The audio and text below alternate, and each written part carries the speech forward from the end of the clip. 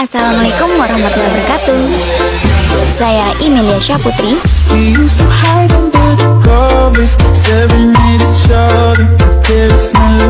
akan menjelaskan tentang model pembelajaran problem-based learning.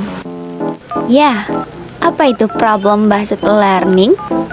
Problem-based learning (PBL) atau pembelajaran berbasis masalah adalah model pembelajaran yang mengutamakan penyelesaian masalah umum yang lazim terjadi dalam prosesnya. Seperti yang dikemukakan oleh Soimin, bahwa problem-based learning artinya menciptakan suasana belajar yang mengarah terhadap permasalahan sehari-hari. Lalu, bagaimana menurut para ahli? Ya, 1. Menurut Delisle dalam Abidin 2014, menyatakan bahwa problem-based learning merupakan model pembelajaran yang dikembangkan untuk membantu guru mengembangkan kemampuan berpikir dan keterampilan memecahkan masalah pada siswa selama mereka mempelajari materi pembelajaran. 2. Menurut tim Kemdikbud. Tim Kemdikbud dalam Abidin 2014 memandang model PBL sebagai suatu model pembelajaran yang menantang peserta didik untuk belajar bagaimana belajar, bekerja secara berkelompok untuk mencari solusi dari permasalahan dunia nyata. 3. Menurut Dutch, PBL menurut Dutch adalah model pengajaran yang bercirikan adanya permasalahan nyata sebagai konteks dalam pembelajaran agar peserta didik dapat belajar, berpikir kritis dan meningkatkan keterampilan memecahkan masalah sekaligus memperoleh pengetahuan.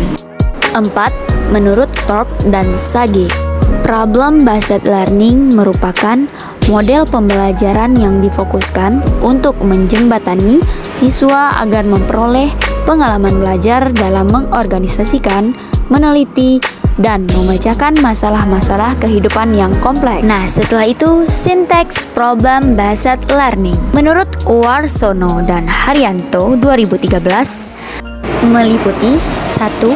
Memberikan orientasi masalah kepada siswa dengan menjelaskan tujuan pembelajaran serta bahan dan alat yang diperlukan untuk menyelesaikan masalah.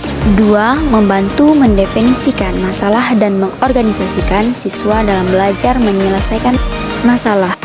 3. Guru mendorong peserta didik untuk mencari informasi yang sesuai dan mencari penjelasan pemecahan masalahnya.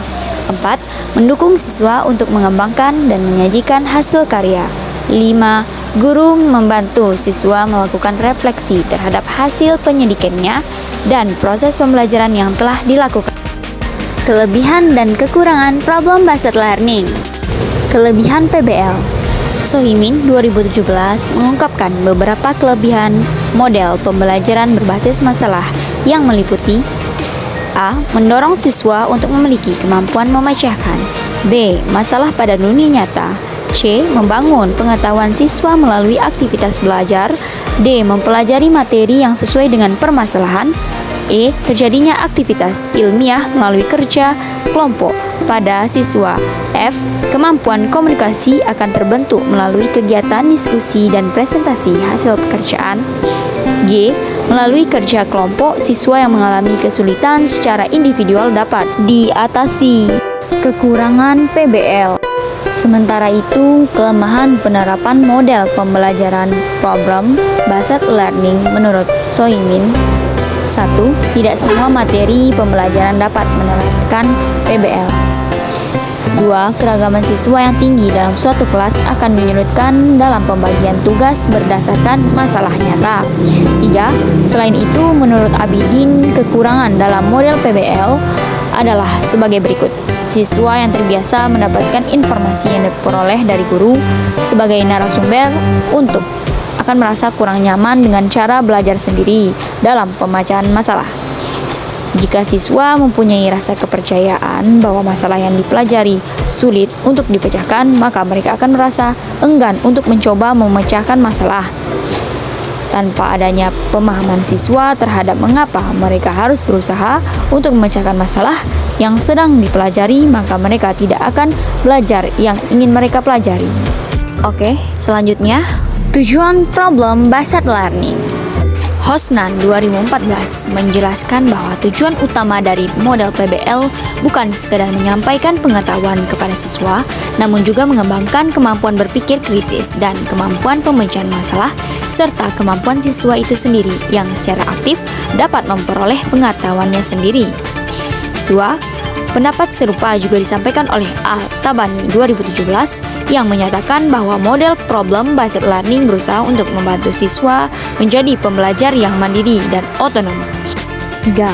Melalui bimbingan guru yang secara berulang-ulang mendorong dan mengarahkan mereka untuk mengajukan pertanyaan dan mencari penyelesaian terhadap masalah nyata oleh mereka sendiri.